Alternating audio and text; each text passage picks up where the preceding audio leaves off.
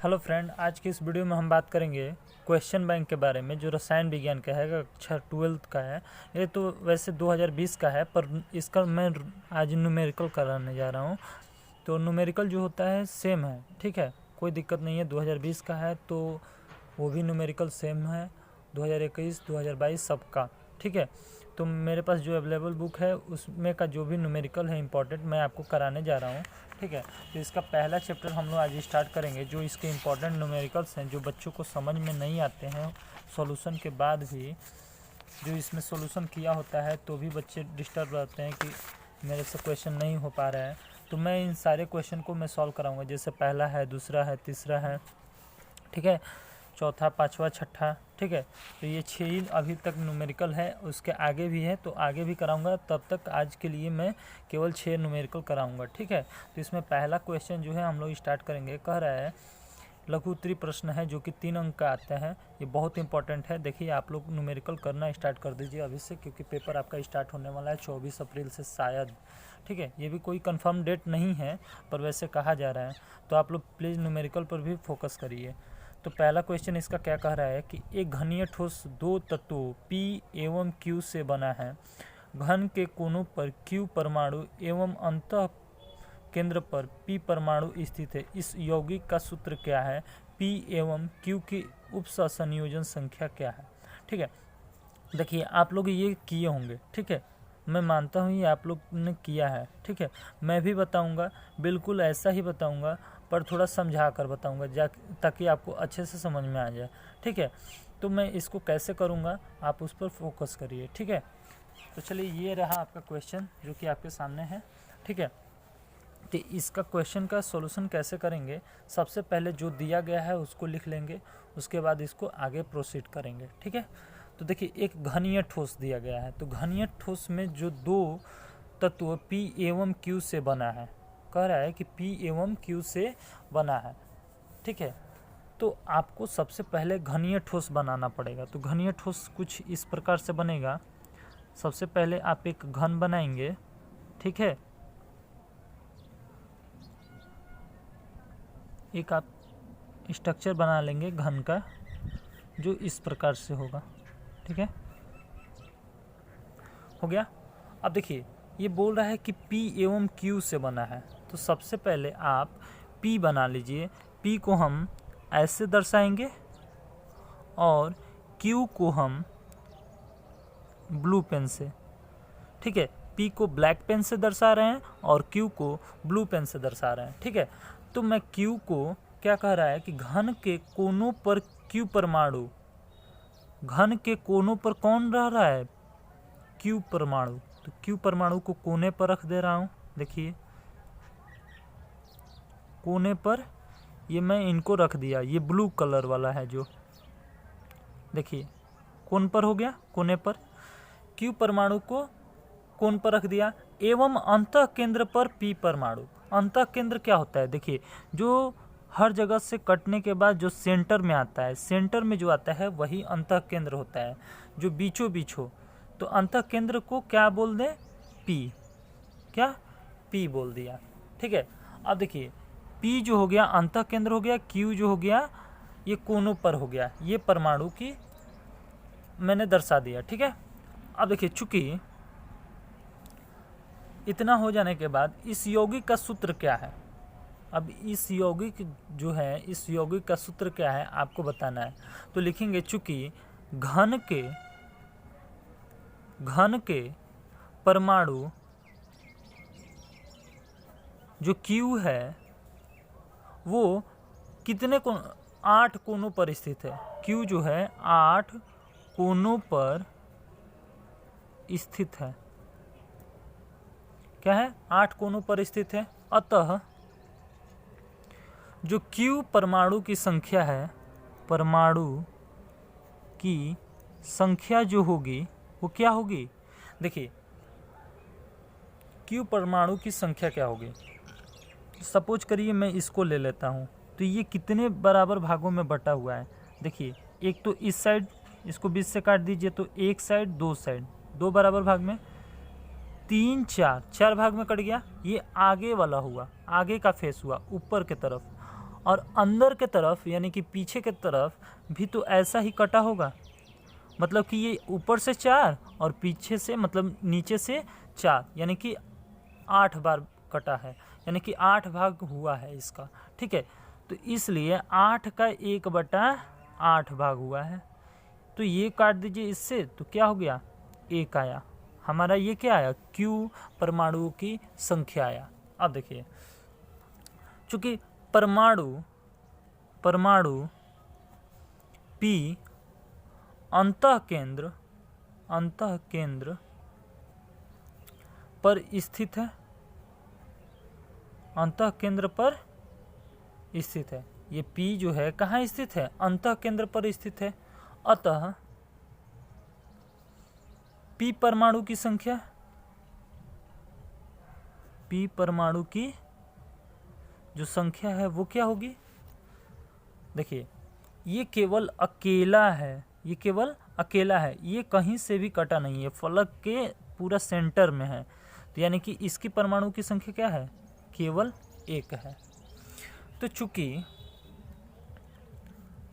प्रति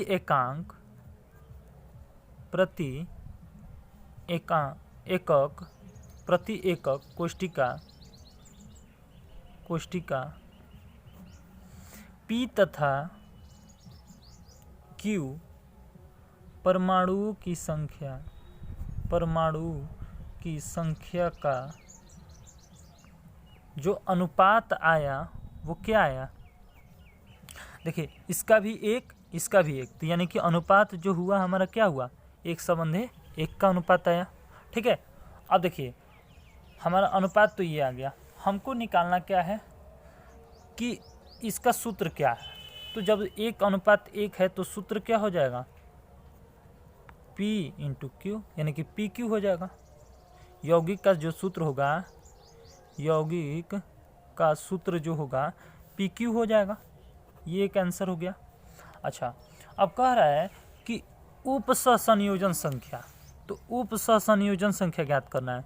उपसंयोजन संख्या ये होता क्या है, सबसे पहले ये बात जानिए कि किसी आयन की निकटतम दूरी पर उपस्थित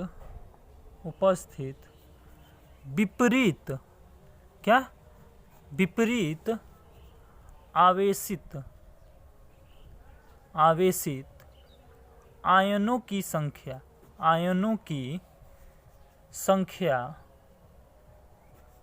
उपसंयोजन संख्या कहलाती है,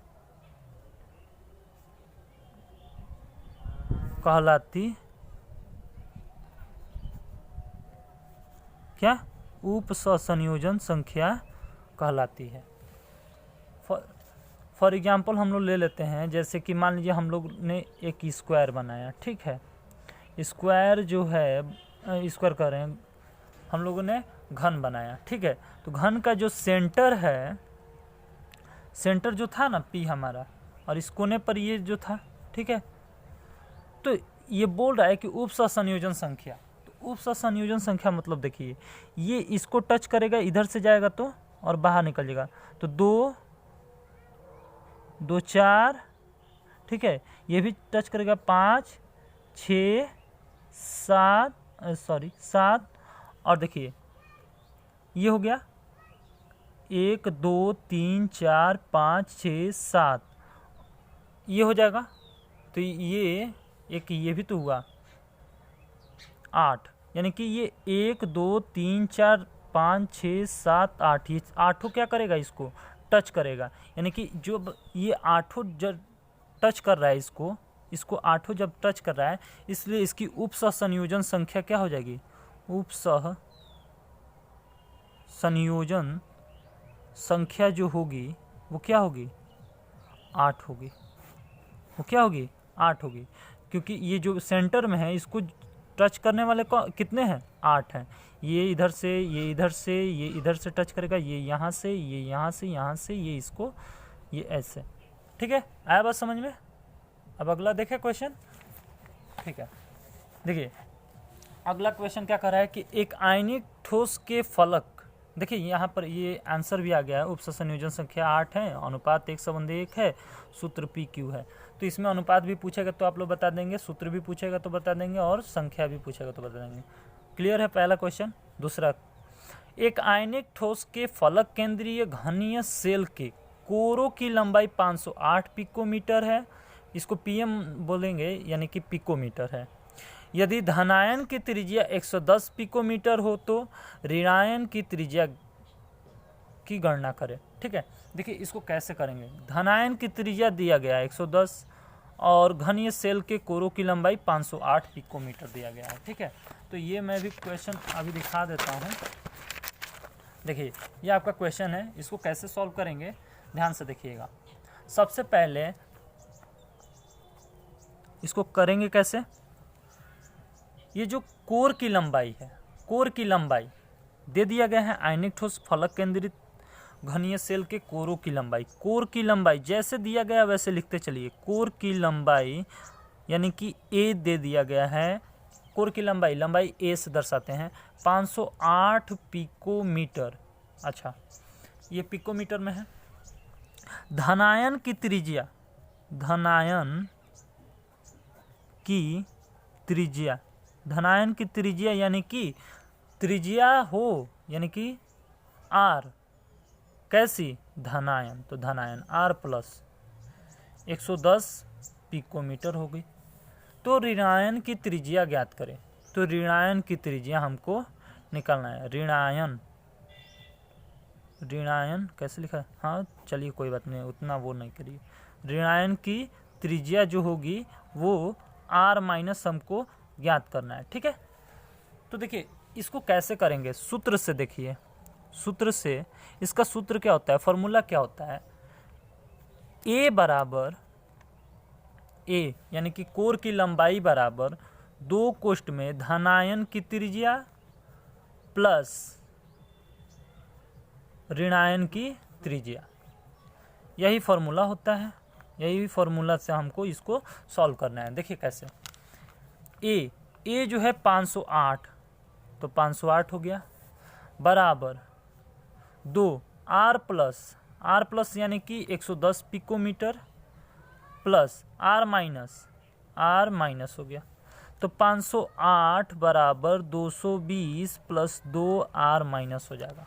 ठीक है, अब देखिए 2 R माइनस तो हो गया, 508 में से घटा दीजिए 220 यानी कि 2 R माइनस, 508 में से 220 क्यों घटा, ये पक्षांतर हुआ, इससे इसे जो है इधर लाया मैंने, तो 508 में से 220 जाएगा, कितना हो जाएगा, 10 में से 2 गया 8 और ये 4 में से 2 गया, सॉरी ये 8 हो जाएगा, 10 में से 2 गया, 508 में से 220, 10 में से 2 गया 8, 4 में से 2 गया 2, 288 हो जाएगा। ठीक है, 288 यानी कि R माइनस कितना हो जाएगा, 288 बट्टे में 2, यानी कि इसको काट दीजिए तो R माइनस कितना हो जाएगा, 144 हो जाएगा। यानी कि त्रिज्या जो आया, ऋणायन की त्रिज्या अर्थात हमारा जो ऋणायन की त्रिज्या आया, ऋणायन की त्रिज्या वो कितना आया, 144 आया, मतलब कि R माइनस हमारा कितना आया, 144। ठीक है, अब आगे चले। ठीक है, क्वेश्चन नंबर 3 क्या कह रहा है, सोडियम धातु घनाकार जालक के रूप में क्रिस्टलीकृत होता है तथा एकक सेल का कोर 430 PM यानी कि पिकोमीटर है। एकक सेल में परमाणुओं की संख्या की गणना करें। सोडियम का घनत्व 0.9623 ग्राम प्रति सेंटीमीटर क्यूब है। सेंटीमीटर के पावर -3 लिखा रहता है, तो इसको ग्राम प्रति सेंटीमीटर क्यूब पढ़ते हैं। क्या पढ़ते हैं, ग्राम प्रति सेंटीमीटर क्यूब। परमाणु भार 23, सोडियम करें, एवोगैड्रो संख्या Na से दर्शाते हैं। क्या Na से दर्शाते हैं, एवोगैड्रो संख्या 6.023 × 10⁻23 दिया गया है। तो इसको कैसे हल करेंगे आपको बता रहा हूँ मैं। देखिए इसमें करना क्या है, एकक सेल के परमाणुओं की संख्या की गणना करना है। क्या करना है, एकक सेल में परमाणुओं की संख्या की गणना करना है। देखिए कैसे करेंगे, ये आपका क्वेश्चन है, ठीक है, आ रहा है बात समझ में। देखिए इसको हल कैसे करेंगे, ये आपका क्वेश्चन दे दिया गया है, इसमें जो दिया गया है उसको आप लिखते चलिए। सोडियम धातु घनाकार जालक के रूप में क्रिस्टलीकृत होता तथा एकक सेल के कोर की लंबाई जो दिया गया है वो कितना है, कोर की लंबाई है 430 पिकोमीटर, ठीक है। तो यहाँ पर जो दिया गया है कोर की लंबाई, एकक सेल की लंबाई, एकक सेल की लंबाई जो दिया गया है वो कितना है, 430 पिकोमीटर है, ठीक है, 430 पिकोमीटर दिया गया है। अच्छा, एकक सेल में परमाणुओं की संख्या गणना करना है, परमाणुओं की संख्या गणना करना है, जबकि आपको दिया गया है सोडियम का घनत्व, सोडियम का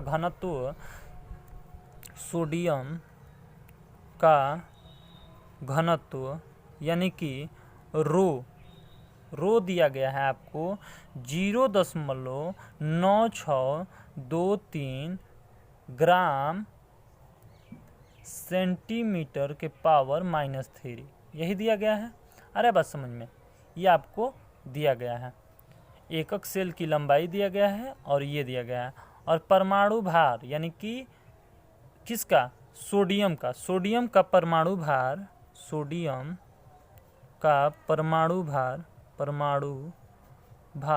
वो कितना दिया गया है, 23, ठीक है। और एवोगैड्रो संख्या यानी कि Na आपको दे दिया गया है 6.023 × 10⁻23।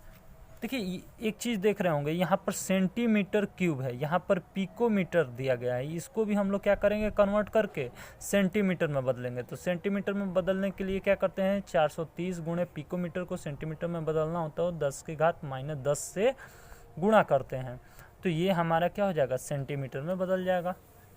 अरे बात समझ में। अब हमें निकालना क्या है, एकक सेल में परमाणुओं की संख्या, यही हमको निकालना है, ठीक है, यानी कि जेड हमको निकालना है, ठीक है।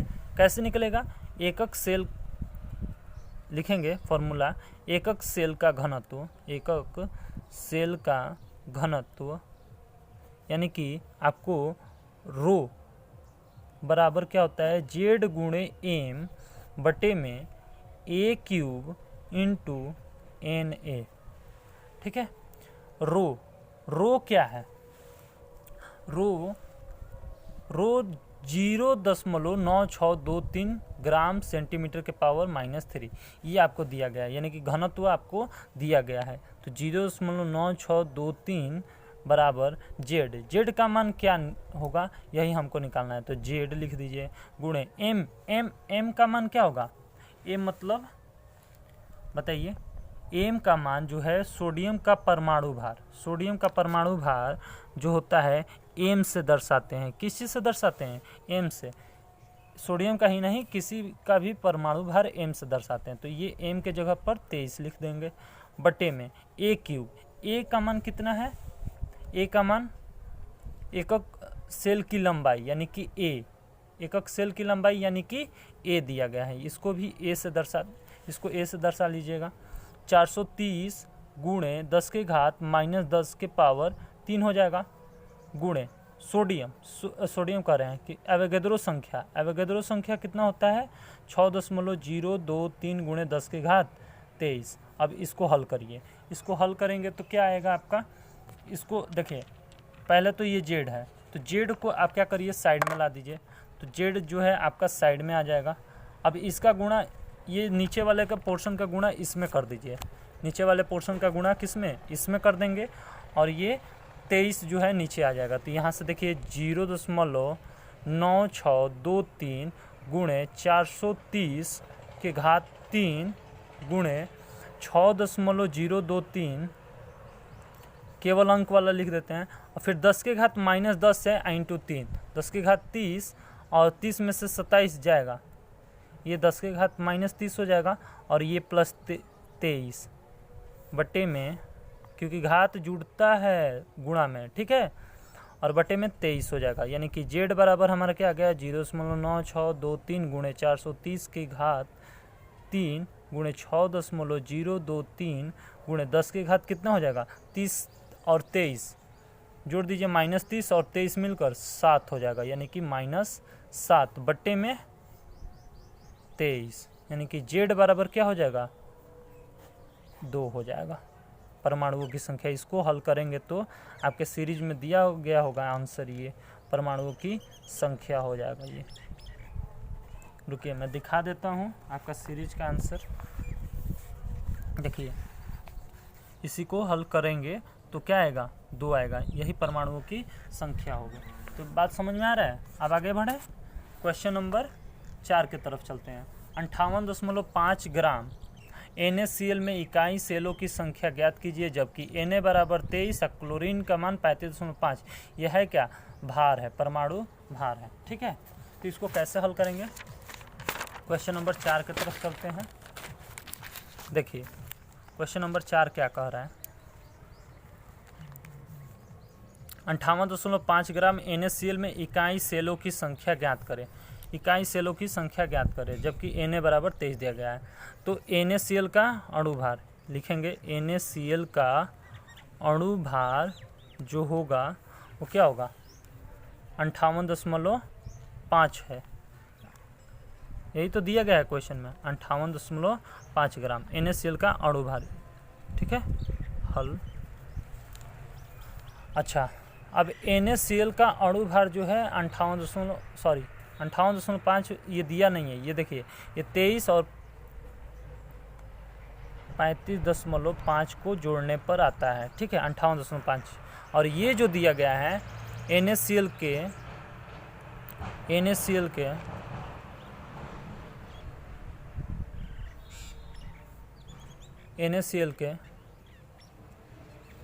या 58.5 ये दिया नहीं रहता है, ये इसी को जोड़ने पर 58.5 आता है। ठीक है, अब देखिए NaCl के मोलों की संख्या हमको निकालना होता है। NaCl के मोलों की संख्या ये कैसे निकलेगा, देखिए ये जो दिया गया है 58.5, ठीक है, और बटे में ये जो दिया गया है 58.5, ठीक है, इसी को काटेंगे तो हमारा क्या आ जाएगा 1 मोल आ जाएगा। नहीं समझ में आया, कोई बात नहीं, ध्यान से देखिए जो भी ये दिया गया है 58.5 ग्राम NaCl, तो NaCl कितना दिया गया है आपको 58.5 ग्राम ये NaCl दिया गया है। ठीक है, अब जो है NaCl का अणुभार निकालेंगे, तो अणुभार कैसे निकलेगा, ये और ये दोनों को जोड़ दीजिए तो इतना आ जाएगा, यहाँ पर जोड़ा है मैंने तो ये 58.5 हो गया। तो NaCl के मोलों की संख्या 58.5 बट्टे में 58.5 जो दिया गया है और बट्टे में ये 58.5 बार। ठीक है, तो ये कटेगा तो 1 मोल आ जाएगा। अब आगे देखिए, चूँकि 1 मोल सोडियम क्लोराइड में NaCl सूत्र इकाइयों की संख्या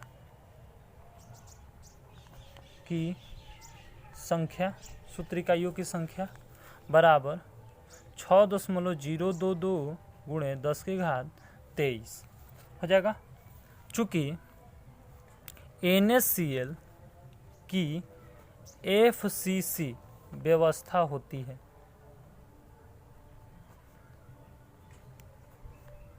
अरे 1 मोल में ही होता है 6.022 गुणे 10 की घात 23। ठीक है, कि कोई भी सामान 1 मोल रहेगा उसके में इतनी संख्या होती हैं। ठीक है, चूँकि NaCl जो है FCC व्यवस्था होती है, इसलिए एक इकाई सेल में NaCl सूत्र इकाई की संख्या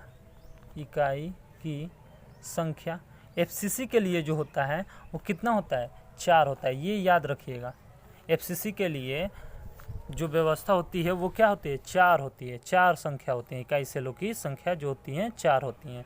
तो इकाई सेलों की संख्या हमें निकालना भी है, इकाई सेलों की संख्या ये तो इकाई संख्या है, सूत्र इकाई संख्या है, ठीक है।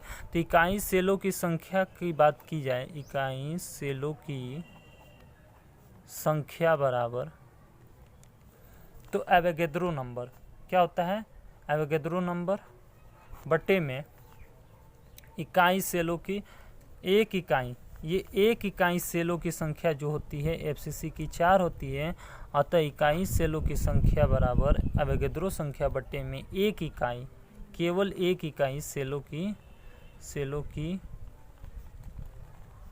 संख्या, यानी कि एवोगैड्रो संख्या कितना है 6.023 गुणे 10 की घात 23 बटे में 4। अब इसको काटिए, इसको काटेंगे तो कितना आएगा 1.505 गुणे 10 की घात 23 इकाई से, ठीक है। एंड इसको आंसर कर दीजिए। आया बात समझ में। अब क्वेश्चन नंबर 5 देखेंगे, क्या कह रहा है कि चांदी का क्रिस्टलीकरण एफसीसी जालक में होता है यदि इसकी कोष्टिका की कोरों की लंबाई 4.07 गुणे 10 की घात -8 सेंटीमीटर तथा घनत्व 10.5 ग्राम सेंटीमीटर के पावर -3 हो तो चांदी का परमाणुविक द्रव्यमान ज्ञात कीजिए। देखिए एफसीसी कह दिया तो एफसीसी के लिए क्या होता है, जेड बराबर 4 होता है। बहुत बढ़िया, ठीक है। अब इसी क्वेश्चन को हम लोग करते हैं, तो एफसीसी जालक के लिए लिख लें, एफसीसी जालक के लिए जो जेड बराबर होगा वो कितना होगा 4 होगा। कोरों की लंबाई, कोरों की जो लंबाई होगी, कोरों की लंबाई यानी कि स्मॉल ए वो कितना होगा 4.07 गुणे 10 की घात -8 सेंटीमीटर होगा, ठीक है।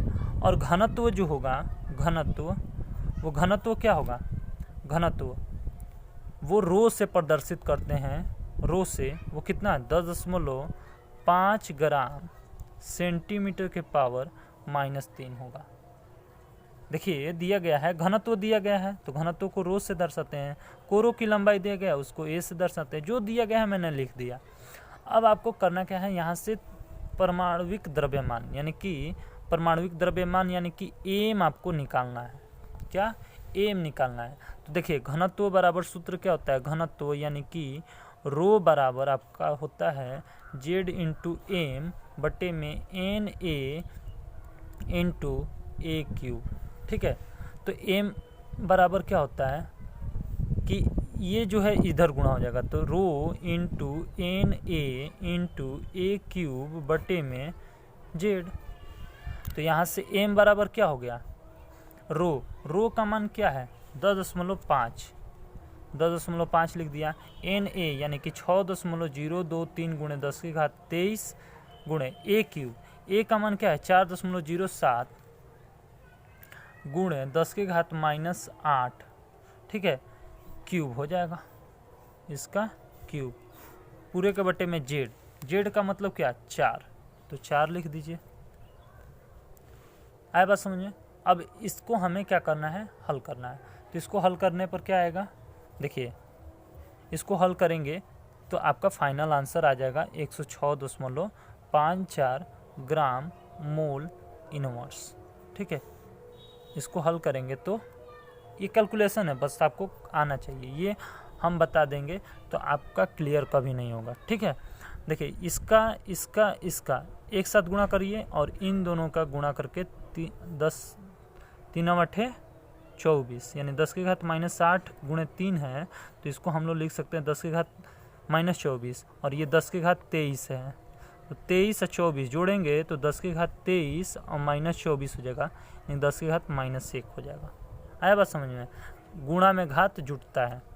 तो ये बात क्लियर है कि नहीं, आप इसको हल करके ये ला लेंगे, ठीक है। अब आगे बढ़ें क्वेश्चन नंबर 6 की तरफ।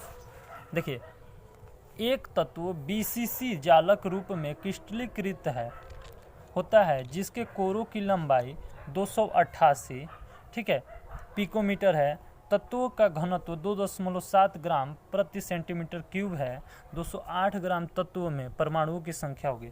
देखिए यहाँ पर कुछ मिस्टेक हो गया है, ठीक है, तो आप इसको ध्यान में मत रखिएगा, ये क्वेश्चन जो किया गया है ये पूरी तरह से गलत हो गया है। यहाँ पर देखिए 288 गुणे 10 की घात -10 क्यूब करने पर 10 की घात 30 हो जाएगा। यहाँ पर 3 9 दिया है, ये 8 8 है, यहाँ पर 3 9 आ गया है, इसलिए ये थोड़ा सा मिस्टेक हो गया है। तो आप प्लीज़ इसको नहीं देखते हुए जो मैं करा रहा हूँ उसको करिए, ठीक है। तो इस क्वेश्चन को कैसे सॉल्व करेंगे ध्यान से देखिएगा। देखिए ये आपका क्वेश्चन है, ठीक है। देखिए इसके में बीसीसी जालक दिया है, ठीक है। तो बीसीसी के लिए क्या होता है आपको याद होना चाहिए, एफसीसी के लिए 4, बीसीसी के लिए जेड का मान जो होता है, बीसीसी के लिए जेड का जो मान होता है वो क्या होता है 2 होता है, ये बात आपको मालूम होना चाहिए। कोर की लंबाई जो है वो कितना दिया गया है, कोर की लंबाई ए 288 पिकोमीटर दिया गया है, ठीक है। 288 पिकोमीटर को अगर सेंटीमीटर में कन्वर्ट किया जाए तो 2.88 गुणे 10 की घात -8 सेंटीमीटर दिया गया है, ठीक है। अच्छा घनत्व जो है कितना दिया गया है, रो कितना दिया गया है 2.7 ग्राम प्रति सेंटीमीटर क्यूब दिया गया है, ठीक है। हमको निकालना है तत्व में परमाणुओं की संख्या क्या होगी, ठीक है। परमाणुओं की संख्या हमको निकालना है, तो इसको कैसे करेंगे, परमाणुओं की संख्या कैसे निकालेंगे इसको ध्यान से देखिए। तो m बराबर हम फार्मूला लगाएंगे रो इंटू ए क्यूब इंटू एवोगैड्रो संख्या Na बटे में जेड, ठीक है। तो देखिए m बराबर पहले हम लोग m निकालेंगे, उसके बाद हम लोग की परमाणुओं की संख्या निकलेगी। पहले ये निकाल लें, m निकाल लें, ठीक है। तो m निकाल लेंगे, परमाणु का द्रव्यमान निकालने के बाद ही हम लोग परमाणु की संख्या निकालेंगे। तो m बराबर हमारा क्या हो जाएगा 2.7, रो का मान लिख दिया मैंने, 2.7 गुणे ए क्यूब यानी कि 2.88 गुणे 10 की घात -8 का क्यूब है, तो क्यूब कर दीजिए, गुणे सोडियम कह रहे हैं कि एवोगैड्रो संख्या है, एवोगैड्रो संख्या कितना है 6.023 गुणे 10 की घात 23 बट्टे में जेड कितना है 2, ठीक है। तो 2 लिख दिया मैंने। तो एम को हल कीजिए, एम को हल करेंगे तो क्या आएगा, ठीक है। उसको जब हल करेंगे, इसको हल करने पर आपका जो एम का मान आएगा वो जो है 23.417 गुणे 10 की घात 15 आएगा, ठीक है। ग्राम मोल का -3 हो जाएगा, ठीक है। तो देखिए अब इतना ये आ गया एम का मान, ठीक है। तो अब हमको निकालना है परमाणुओं की संख्या। परमाणुओं की संख्या कैसे निकलेगा, तो लिखेंगे चूंकि तत्व के 23.417 गुणे 10 की घात 15 ग्राम प्रति मोल में उपस्थित परमाणु की संख्या जो होगी वो कितनी होगी 6.023 गुणे 10 की घात 23 होगी, ठीक है। इसलिए एक में क्या होगा, देखिए 6.023 गुणे 10 की घात 23 बट्टे में ये इतना आ जाएगा 23.417 गुणे 10 की घात 15, इसलिए 208 के लिए क्या हो जाएगा 6.023 गुणे 10 की घात 23 बटे में 23.417 गुणे 10 की घात 15 गुणे 208 हो जाएगा। अब इसको हल करिए, तो इससे इसको काटिए तो कितना हो जाएगा 53.4 और 10 की घात 15, ठीक है। और इसको ये देखिए ये और ये दोनों आप इन दोनों को गुणा करके इससे काटेंगे तो 53.4 आ जाएगा, और इसके साथ ऊपर ले जाएंगे इसको तो 23 में से 15 चला जाएगा तो ये कितना हो जाएगा 8 हो जाएगा। तो इतना ही परमाणु हमारा आ जाएगा आंसर, ठीक है। तो देखिए 6 के 6 क्वेश्चन हो गए हैं सॉल्व, ठीक है। तो आई होप कि ये सारे क्वेश्चन आपको अच्छे से समझ में आए, ठीक है। और मैं अगला वीडियो लाऊंगा तो 6 के आगे यानी कि 7 8 जो भी है मैं कराऊंगा। इसका 4 अंक की जो प्रश्न है उसमें का जो न्यूमेरिकल है ये मैं कराऊंगा, ठीक है। ये जब ये लघुत्तरी जो है ना 4 अंक वाला, ये अगले वीडियो में लाऊंगा। तब तक के लिए आप लोग इतना अभी करिए, नहीं समझ में आएगा तो आप हमें कमेंट करिए, अगर आ गया तो बोलिए कि हाँ आ गया, नहीं आया तो वो भी बोलिए, मैं अगले वीडियो जो लाऊंगा उसमें आपको करा दूंगा, ठीक है। तो वीडियो अच्छी लगी तो वीडियो को लाइक करिए, ज़्यादा से ज़्यादा शेयर करिए, और हमारे चैनल पर नए हैं तो चैनल को सब्सक्राइब करिए। Thank you so much.